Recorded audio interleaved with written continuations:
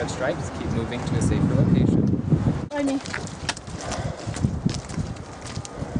a huge, huge cliff, and you're going to stay the closest to the mountain you can. Beautiful, beautiful area. Just a stellar hike here. A lot of elevation. Here they come, strong and steady. We're about to enter the cave right here. All right, heading into Tim Cave here. Hey, what you're talking about? Zip it up. Ooh. Hi, folks. It's gonna be cool, guys. Hi, guys. How you doing? How was that hike up? Tired. Pretty tired. Hopefully the 45. And we'll talk about him in just a minute. Second cave, middle cave. Pretty simple. It's just the middle cave. Third one's called Timpanogos Cave, and that's what this whole monument's named after. And so this first room that we're going to go into, it's called the organ pipe room. And it was discovered by Martin Hansen. And he was on the side of the mountain chopping down wood, and he saw cougar tracks in the snow. Would you guys follow cougar tracks up in the snow? No. Oh yeah, he's like, yes, I totally would. You can't actually go through solid rock. So when it rains, when it snows, it trickles in through the mountain up at the very top and comes all the way down. And makes this formation right down here on this flowstone.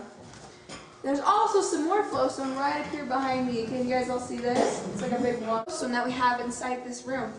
And the reason why I like these two formations so much is because they're one of the only natural formations still left in this room. Someone was asking earlier about if this room was as big. This wall right here, see how it looks like someone chiseled into the side of that? So it was a mining company, and what they would do is they would get wood, they would soak them in water, then when they would expand, and that rock would just pop right off that wall. So you use this hook right here, and also another hook right up here. But of course, all this stuff in here is just limestone. Is this a man-made tunnel through the next cave? Caitlin. I like your lady, definitely sweater. Oh my girl camp jacket. Stuck in, and then Kelly, if you want to shine your flashlight in the back, right here. Yeah, so right up there along the back is also more where they stuck it in. Stuck the dynamite in. So that's not where it blew up, but that's just where they stuck the holes in to put the dynamite into. Wait, those lines? Yeah. So they would make those little passageways so they can stick the dynamite inside that hole. Yeah, so they made all of these tunnels. And why do you guys think we have these doors here? Oh, there's better ones. Stalactites here. It's all man-made as well, that tunnel that you just walk through. Beautiful.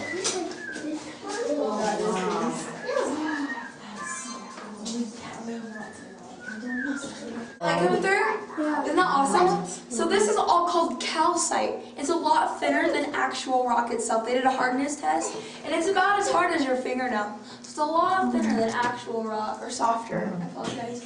And actually, I made the mistake of not introducing my bat. So Callie, gorgeous Callie. She's coming up that trail. It's so dangerous. Tell her how early in the year do you usually open up for tours? We usually open the ceiling. And when they come up from the ground, stalagmite, they might trip you. That's how I remember it at least. But when they collect. When they come together, you call it a column. Oh yeah. Yeah, so this is called a column. You guys can see how wet it is, right? So this means that it's definitely growing right up along here. And a lot of you guys are also pointing out, like this right up here is called Cape Drapery. We'll be talking about that later on. They're really cool. But all this white stuff is all calcite. You can see how it goes along the whole ceiling. This long line right along here. Hundreds and hundreds of years ago, but the main big one that really broke off a lot of this big stuff. So it broke off a lot of other big formations throughout the cave too. There was a bigger earthquake than the little one. Yes. So now, Like, not like the actual thing. Right, aren't they? yeah, except for down here, this is all cement. So it just kind of drips off the side. Bats just flying out, you can just watch them. Justin really wants to go play.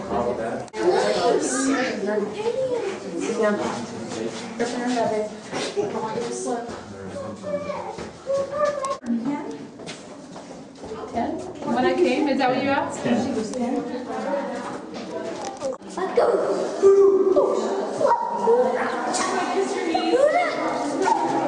You'll notice it's a lot darker than the last flowstone we saw, especially right up here, because right now we're really close to the surface of the mountain.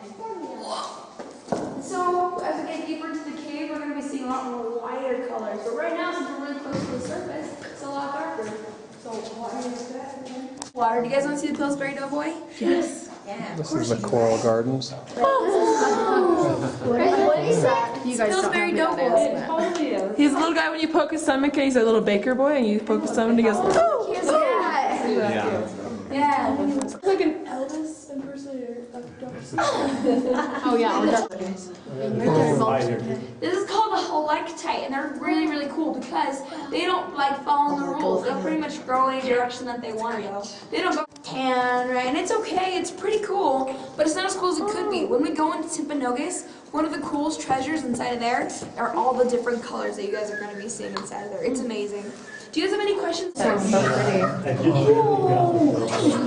This is amazing. Lock your head. Don't move your head. Hey, ready? Oh, this one looks like a thing backwards. Look. I just got my head closed. We're going up the stairs. They have the shiny. 4 inches, maybe. We're trying to make steps here. Okay, this is the heart.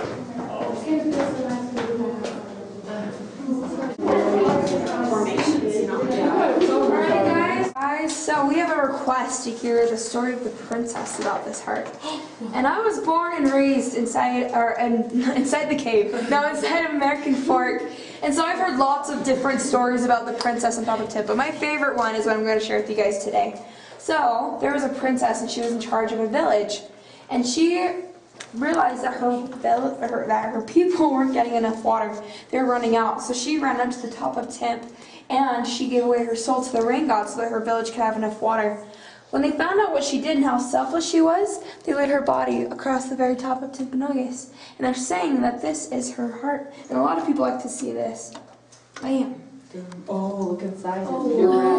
Where? You can see like the really thin part. Awesome. Yeah. Dripping? No. No, you're right. This formation is actually dry. So these two will never touch and become a column. Which makes me really bummed out. Yeah, so then I always look at this column, right? The ones, that's a sad word, but I guess, yeah.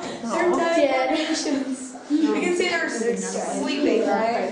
So this gives me hope that there are things still growing inside this cave, which is awesome, because this room is incredible. I'm entirely sure why some of them are curly and why some of them are straight. Well, the ones that go straight just follow the flow of gravity.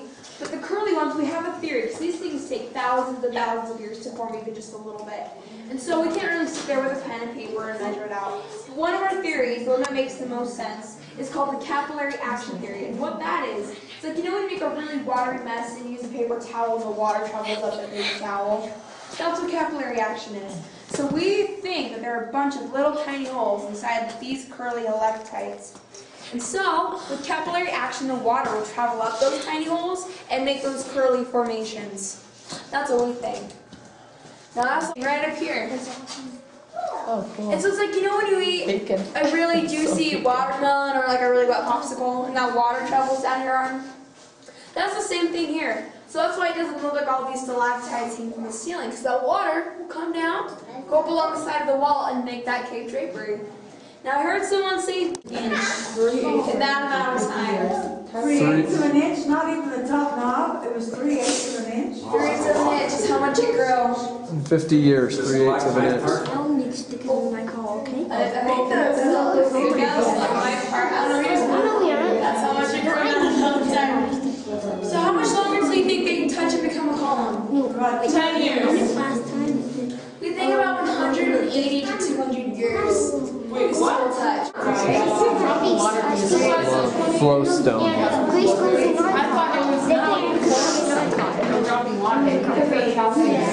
Where you just walked in, This you is can see this whole Carmel room is Falls. now tilting sideways. If you remember, we were walking through Middle Cape Fault Line, we were all looking straight up 110 feet. But now we're all looking that direction. So that's a really good visualization of how this whole cave is fault controlled. So where the fault line goes, that's where the water will want to come in to carve out this area. So without the Who is waiting? Super good flow stone. Look at that stuff.